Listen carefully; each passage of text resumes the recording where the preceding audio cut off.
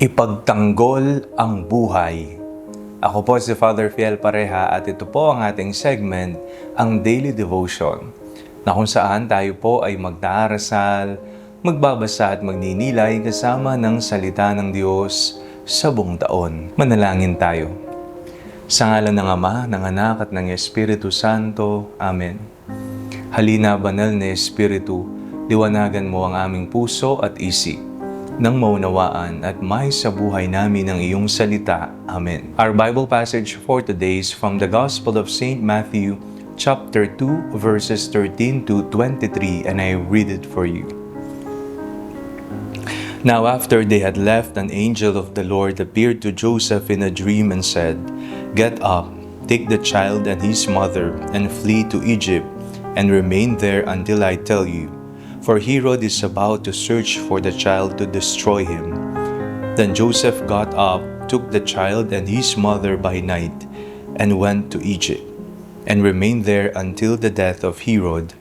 This was to fulfill what had been spoken by the Lord through the prophet, "Out of Egypt I have called my son." When Herod saw that he had been tricked by the wise men, he was infuriated, and he sent and killed all the children in and around Bethlehem who were 2 years old or under, according to the time that he had learned from the wise men.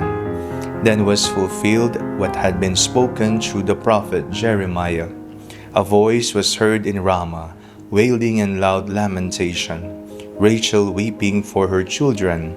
She refused to be consoled because they are no more. When Herod died, an angel of the Lord suddenly appeared in a dream to Joseph in Egypt and said, "Get up, take the child and his mother, and go to the land of Israel, for those who were seeking the child's life are dead." Then Joseph got up, took the child and his mother, and went to the land of Israel. But when he heard that Archelaus was ruling over Judea in place of his father Herod, he was afraid to go there. And after being warned in a dream, he went away to the district of Galilee. There he made his home in a town called Nazareth, so that what had been spoken through the prophets might be fulfilled. He will be called a Nazarene. Maligayang Pasko po sa inyong lahat.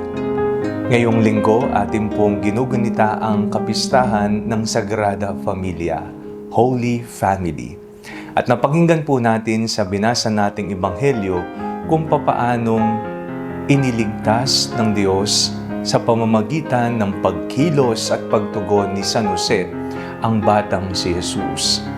Dahil nga punong-puno ng inggit at galit si Haring Herodes at takot siya na baka mawalan siya ng posisyon bilang hari sapagkat ang hula ay hari ang isinilang na sanggol. Sa kanyang pagkadismaya sa ginawa ng mga pantas na hindi na bumalik sa kanya upang ibalita kung saan naroroon ang sanggol, nagalit siya at pinapatay niya ang lahat ng mga bata edad 2 pababa.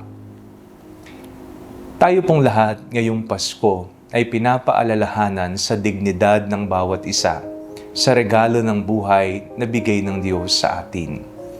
Tayo ay mga protektor ng buhay. Tayo ay mga pro-lifers. Ibig sabihin, mahal natin ang buhay.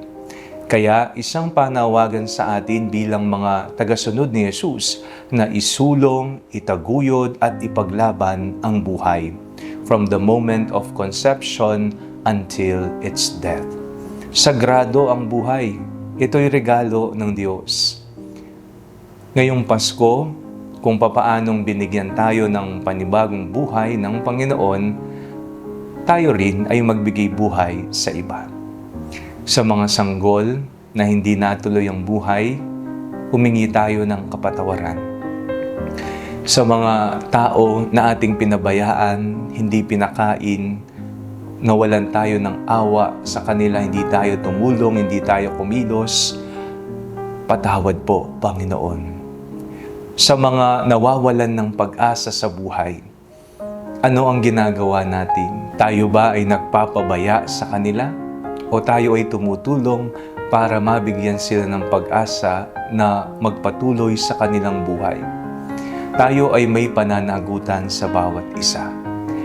Ngayong kapistahan ng Sagrada Pamilya, maaari natin itong umpisahan sa loob ng ating tahanan, magbigay buhay sa mga anak sa bawat isa. Masdan mo, baka malayo na ang loob ng mga anak sa iyo. Masdan mo ang asawa mo, baka naman pagod na siya sa buhay at nasasagad at kailangan niya ng iba yung buhay na magmumula lamang sa pagkalinga at pagmamahal ng asawa at mga anak. Magtulungan tayo, magbigayan tayo ng buhay at ipaglaban natin ang buhay. Huwag natin itong wasakin, kagaya ng ginawa ni Haring Herodes. Manalangin tayo. Panginoong Hesus, maraming salamat po sa buhay na inyong ipinagkaloob sa amin. Mapangalagaan nawa namin ito ng husto. Amen. Sa ngalan ng Ama, ng Anak at ng Espiritu Santo. Amen.